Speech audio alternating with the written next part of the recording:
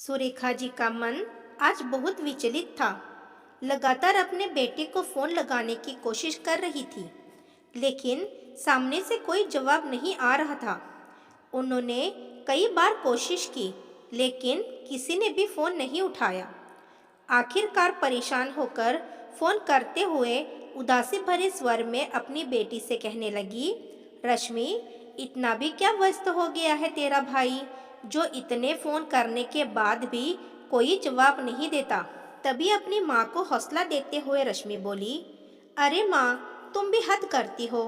जब भाई ने एक बार फोन नहीं उठाया तो बार बार फोन करने से क्या फायदा।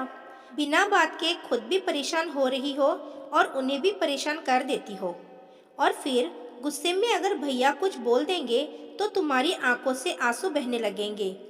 अरे, वो इस समय अपनी नौकरी में व्यस्त होंगे, कितना काम होता होगा उन्हें। अब ऐसे में वह अपना काम देखेंगे या तुमसे फोन पर बातें ही करते रहेंगे। हाँ रश्मि, बात तो तूने बिल्कुल ठीक कही। बेचारा मेरा बच्चा कितना काम करता है, उसे फुर्सत कहाँ होगी। अब मैं उसे बार बार फोन करके परेशान नहीं करूँगी। जब उसे फुर्सत होगी तब वह खुद ही फोन कर लेगा। इतना कहकर सुरेखा जी खाना बनाने के लिए रसोई में चली गई। सुरेखा जी उस दिन को याद करने लगी जब उसके बेटे रितेश का जन्म हुआ था। सुरेखा जी और उनके पति किशोर जी की खुशी का तो कोई ठिकाना ही नहीं था। वर्षों की तमन्ना पूरी हुई जब शादी के पूरे 10 साल के बाद उन्हें माता पिता बनने का सौभाग्य प्राप्त हुआ था। लेकिन यह खुशी भी गम में बदल गई थी जब उन्हें यह मालूम पड़ा कि उनके बच्चे की दोनों टांगें पूर्ण रूप से विकसित नहीं है। पति पत्नी के तो जैसे पैरों तले जमीन ही खिसक गई थी। डॉक्टर ने बताया कि भविष्य में उनका बेटा शायद अपने पैरों से चल भी नहीं पाएगा, लेकिन साथ में यह भी कहा कि यदि बच्चे को सही इलाज और अच्छी देखभाल मिले तो शायद उसकी टांगों में जान वापस आ सकती है। फिर सुरेखा जी ने निर्णय लिया कि वह अपने बेटे की सेवा में दिन रात एक कर देगी, जिस कारण उन्होंने अपनी सरकारी नौकरी से भी त्यागपत्र दे दिया और पूरी लगन के साथ नन्हे रितेश की देखभाल में जुड़ गई। उधर किशोर जी भी ओवरटाइम करके अपने बच्चे के इलाज के लिए पैसे जुटाने लगे और देश के बड़े से बड़े अस्पताल में जाकर अपने बेटे का इलाज करवाया। ईश्वर की कृपा और माँ बाप की तपस्या का फल ये मिला कि उनका बेटा 2-3 वर्ष में ही तंदुरुस्त हो गया। माता पिता को तो मानो दुनिया की सारी धन दौलत ही मिल गई हो। उसके बाद उसके घर पर उनकी बेटी रश्मि का जन्म हुआ। हर माँ बाप की तरह सुरेखा जी के भी अरमान थे कि उनके बच्चे अच्छे से पढ़ लिख जाए और बेटा अपने पैरों पर खड़ा हो जाए, चाहे उनके लिए उन्हें मन मारकर ही गुजारा क्यों न करना पड़े। आखिर बेटा बुढ़ापे में हमारा सहारा बनेगा। ऐसी सोच रखते हुए उन्होंने अपने बेटे को कामयाबी के शिखर तक पहुंचाने के लिए कोई कसर बाकी नहीं छोड़ी थी। एक दिन अपने बेटे को कामयाब बनाने का उनका सपना भी पूरा हो गया, लेकिन उसके कुछ समय बाद अशोक जी हृदयघात के कारण इस दुनिया से चल बसे। अतीत की यादों में खोई सुरेखा जी भूल ही गई कि उन्होंने गैस पर दूध चढ़ाया है। तभी रश्मि अंदर आई और बोली, ओहो माँ, कहाँ खोई हो? सारा दूध उबलकर गिर गया। सुरेखा जी हड़बड़ाकर सारा दूध साफ करने लगी। तभी फोन की घंटी बजने की आवाज आई। अरे माँ, लगता है तुम्हारे लाडले बेटे का फोन आया है। कहते हुए रश्मि दौड़कर गई और फोन उठाकर स्पीकर पर लगा दिया। अभी उसने हेलो ही बोला था कि उस समय रितेश भड़कते हुए बोला, क्या परेशानी है? क्यों बार बार फोन करके मुझे परेशान करती रहती हो? तुमको तो कुछ काम है नहीं, तो इसका मतलब यह तो नहीं है कि बाकी सभी लोग भी खाली बैठे होंगे और तुम्हारे फोन का इंतजार करते रहेंगे। अब कुछ बोलोगी या मैं फोन रखूं? अपने भाई का ऐसा रूखा व्यवहार देखकर रश्मि हैरान रह गई और बोली, तुम मुझे कुछ बोलने दोगे तब तो बोलूंगी ना। यह सुनकर रितेश चुप हो गया तो रश्मि ने कहा, मुझे कोई काम नहीं था, लेकिन माँ तो आखिर माँ है ना, इसलिए तुम्हारी चिंता सताती रहती है।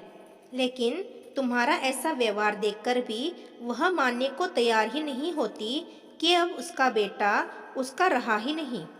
तभी सुरेखा जी उसके हाथ से फोन खींचते हुए बोली, यह कैसी बातें कर रही हो रश्मि?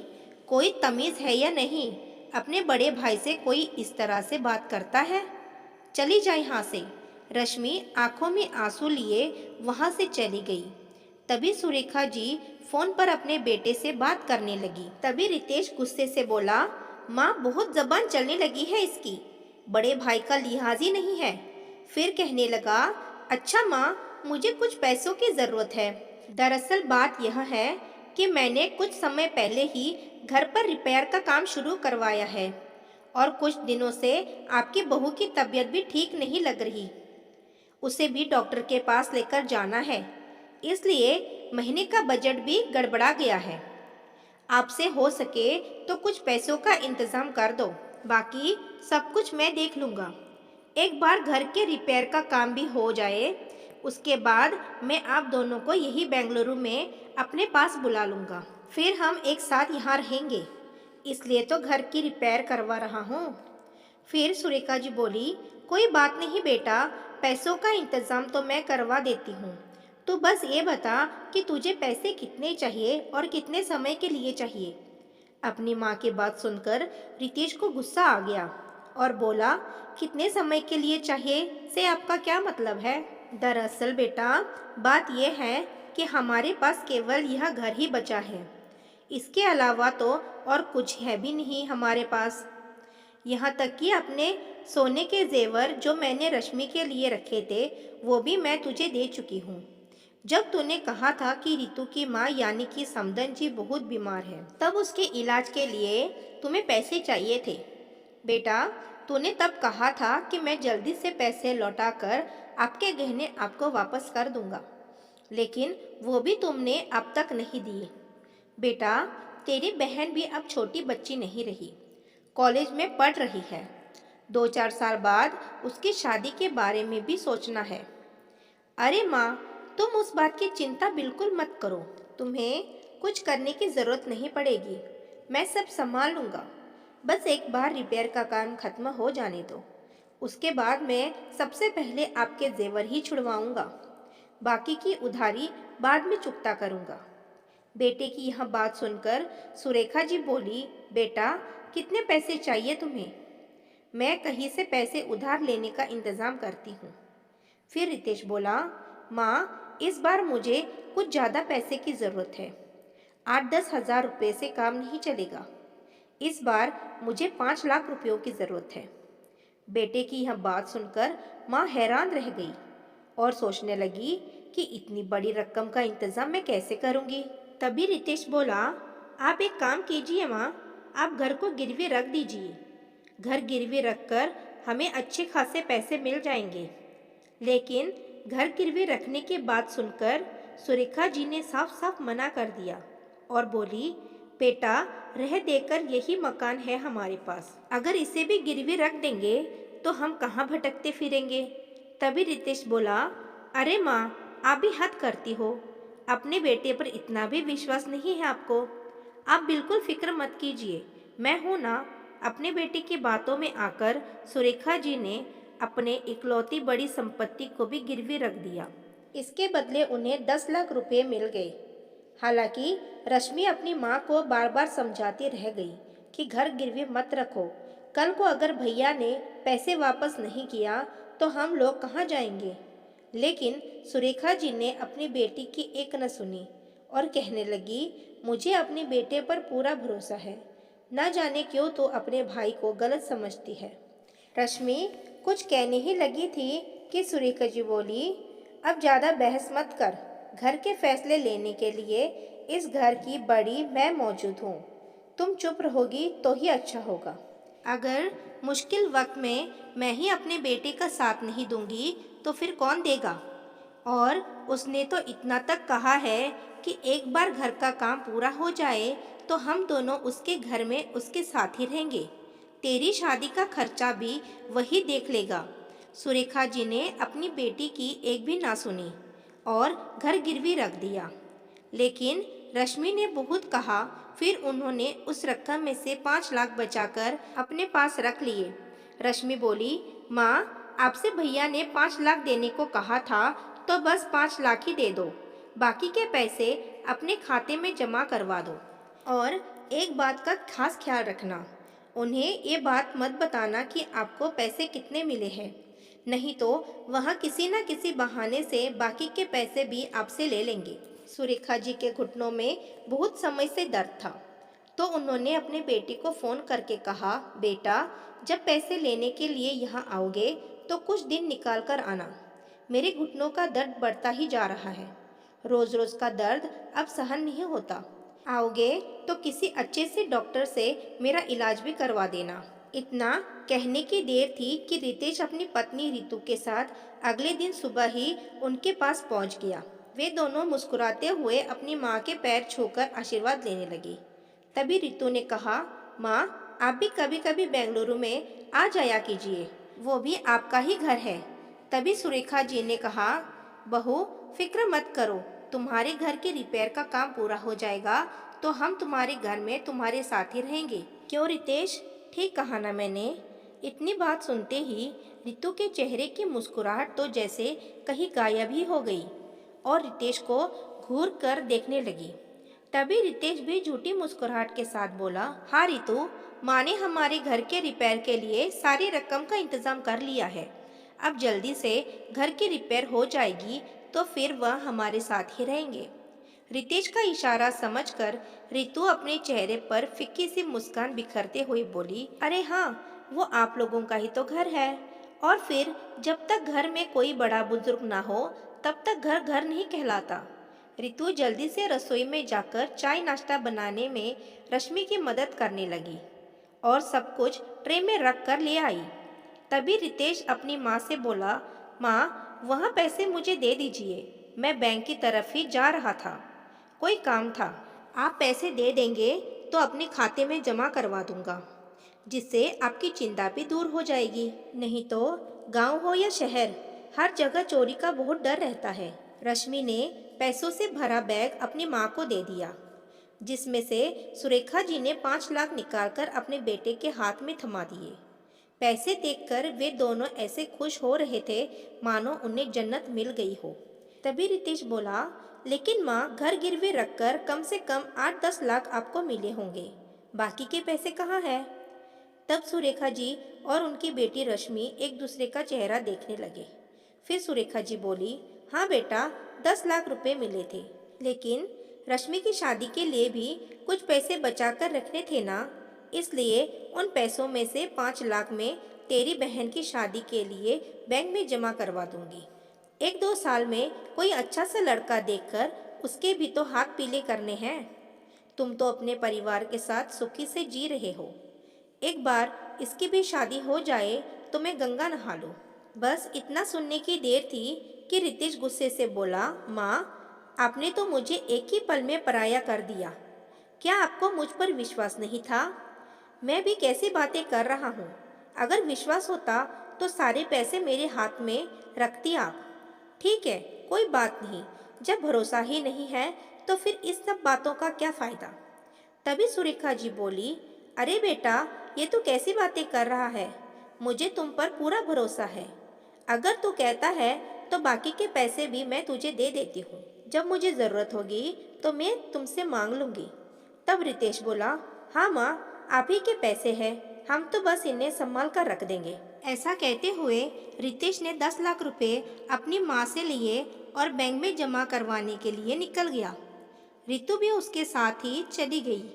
उसके जाने के बाद रश्मि ने अपनी माँ से कहा, माँ, मैंने आपसे पहले ही कहा था कि चाहे जो कुछ भी हो जाए आप यह पैसा भैया को नहीं देंगी, लेकिन फिर भी आप नहीं मानी ना।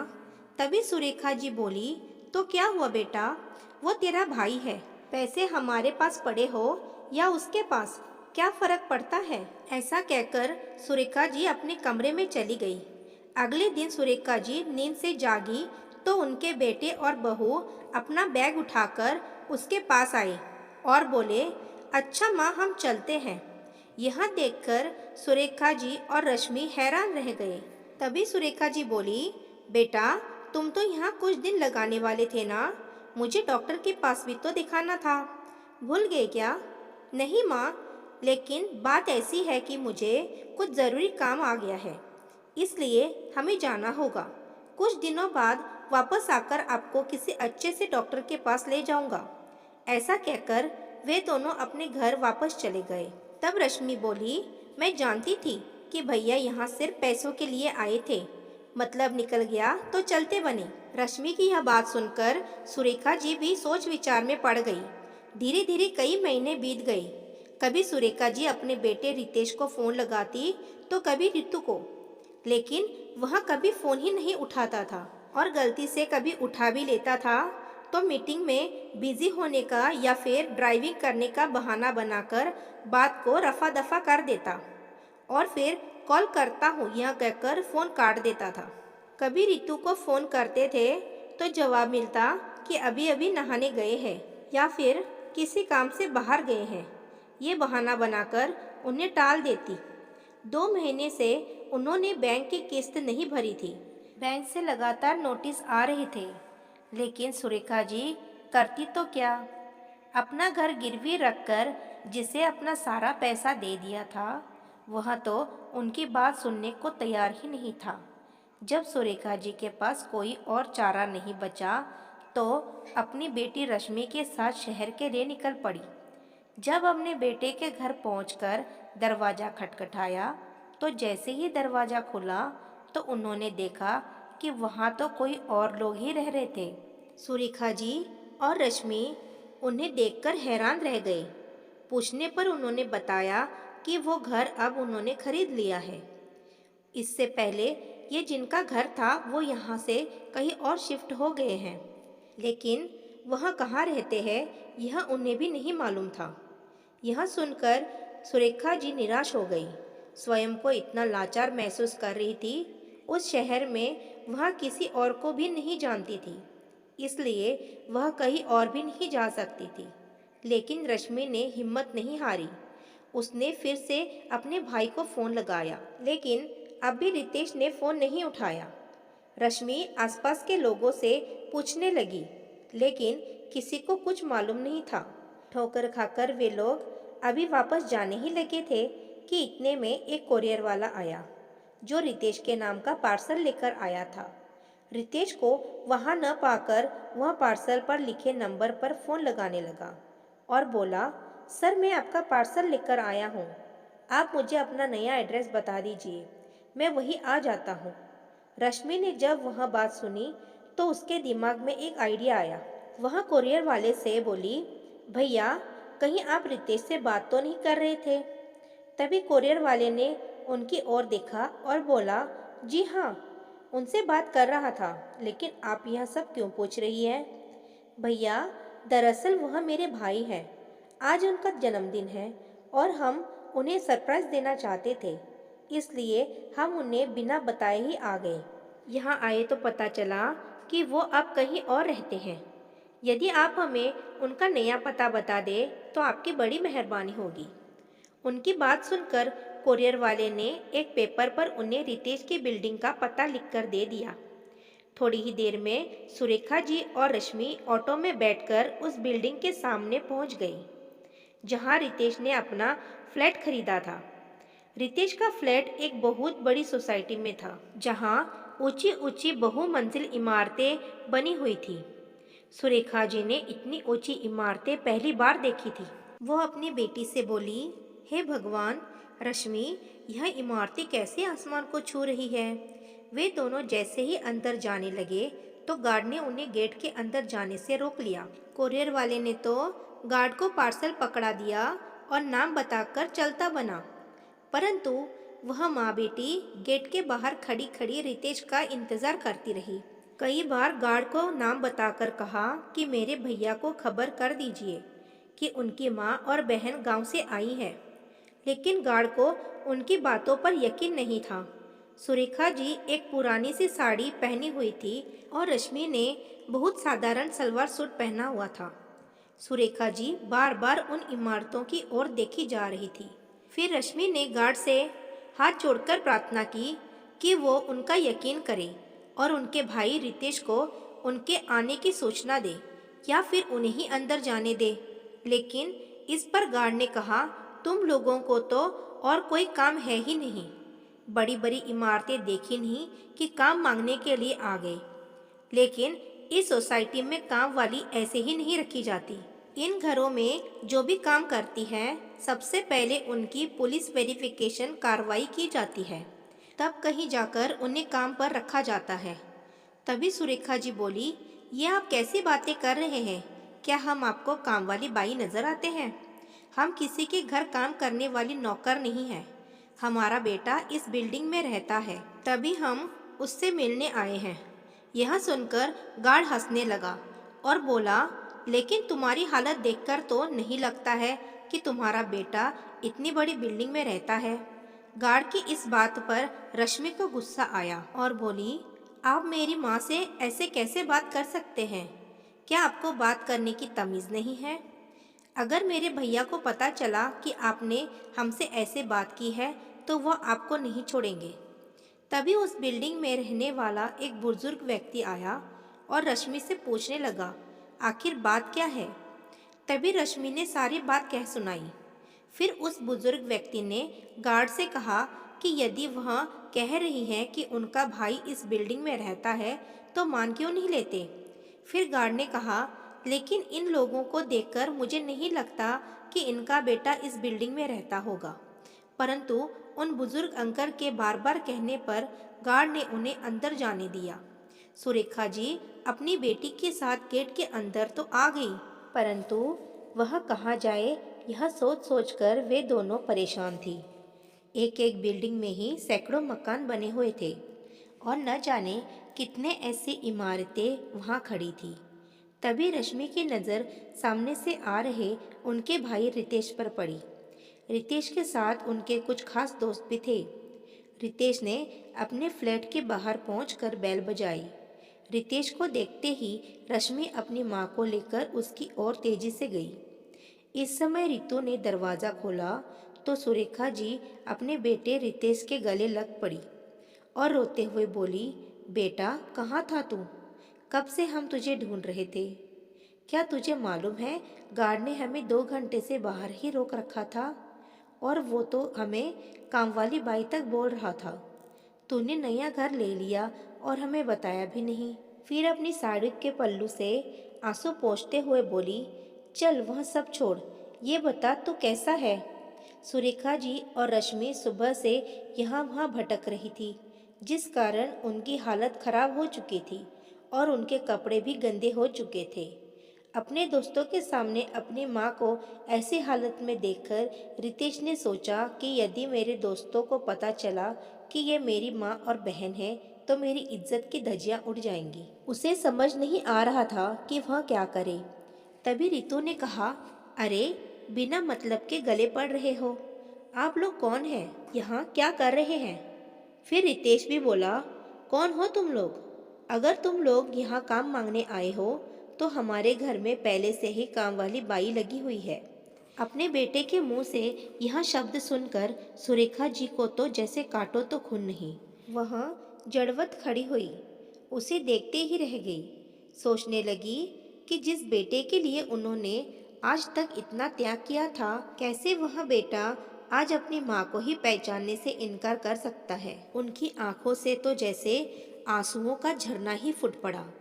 तभी रश्मि आगे बढ़कर अपनी माँ के आंसू पोंछने लगी और बोली, भैया क्या सचमुच आप नहीं जानते यह कौन है? ये वही बदकिस्मत माँ है जिसने आप जैसे बेटे को जन्म दिया, अपनी पूरी जिंदगी आप पर निछावर कर दी। ये वही माँ है जिसके प्यार और विश्वास को धोखा देकर आज तुम इस आलीशान सोसाइटी में रहते हो। रश्मि के मुंह से यह बात सुनकर रितेश के दोस्त हैरान से उनकी ओर देखने लगे। तभी रितेश बोला, 2 पैसे की औकात नहीं है और मुझे ज्ञान दे रही हो? न जाने कहाँ कहाँ से चले आते हैं। अपने बेटे के मुंह से जिल्लत भरे शब्द सुनकर सुरेखा जी के सब्र का बांध टूट गया। उन्होंने एक कदम आगे बढ़ाया और अपने बेटे के मुंह पर जोरदार तमाचा जड़ दिया और गुस्से से चिल्लाते हुए बोली, शर्म नहीं आई तुझे अपनी बहन के साथ इस तरह से बात करते हुए? तभी रितु बोली, तुम्हारी हिम्मत कैसे हुई मेरे पति पर हाथ उठाने की? उसके इतने कहने की देर थी कि सुरेखा जी ने उसे भी एक थप्पड़ जड़ दिया। काश यह थप्पड़ मैंने तभी लगा दिया होता जब तूने मेरे सारे गहने लेकर बेच खाए थे। अरे, मैं ही अपने बेटे के प्यार में इतनी अंधी हो गई थी कि अपनी बेटी की एक बात भी नहीं सुनी। वह मुझे हमेशा चेतावनी देती थी कि कुछ पैसे अपने लिए बचा कर रखो, लेकिन मैं ही तुझ जैसे नालायक पर भरोसा करके अपना सब कुछ तुझे दे दिया। काश मैंने अपनी ममता को दरकिनार करके अपना सब कुछ तुझे ना दिया होता तो आज मेरी और मेरी बेटी की यह हालत ना होती। तभी रितेश गुस्से में बोला, तो कोई ऐसा नहीं किया तुमने वो पैसा देकर। जो कुछ भी तुमने किया वो फर्ज था तुम्हारा। तुम कोई अनोखी माँ नहीं हो। सभी माँ बाप अपने बच्चों को कामयाब बनाने के लिए त्याग करते हैं। फिर सुरेखा जी ने कहा, ठीक है बेटा, तूने मेरा प्यार देखा है लेकिन गुस्सा नहीं देखा। अगर मैं अपनी भरपूर कोशिश करके तुझे तेरे पैरों पर खड़ा कर सकती हूँ तो तुझ जैसे नालायक को जमीन पर गिराकर सबक भी सिखा सकती हूँ। उसी समय सुरेखा जी ने पुलिस को फोन लगाया। थोड़ी ही देर में वह बुजुर्ग अंकल सुरेखा जी और रश्मि की मदद की थी वहां पहुंच गए और उनके साथ सोसाइटी के अन्य लोग भी आ गए। बुजुर्ग अंकल बोले, ऐसी औलाद से तो औलाद ना होना ही अच्छा है। कम से कम माँ बाप को यह दिन तो ना देखना पड़े। सोसाइटी के सभी लोग रितेश और उनकी पत्नी रितु पर उंगली उठा रहे थे। थोड़ी ही देर में पुलिस भी वहां पहुंच गई। बाद में रितेश को अपना नया फ्लैट अपनी माँ के नाम पर करना पड़ा, क्योंकि अपनी माँ को लौटाने के लिए अब उसके पास पैसे नहीं थे। रश्मि और सुरेखा जी अब अपने गांव वाले मकान में ही रहते हैं और नए फ्लैट को किराए पर देकर जो पैसा आता है उससे अपने मकान की किस्त चुका रहे हैं और सुखपूर्वक जीवन व्यतीत कर रहे हैं। दोस्तों, आपको क्या लगता है, सुरेखा जी ने अपने बेटे के साथ सही किया या गलत?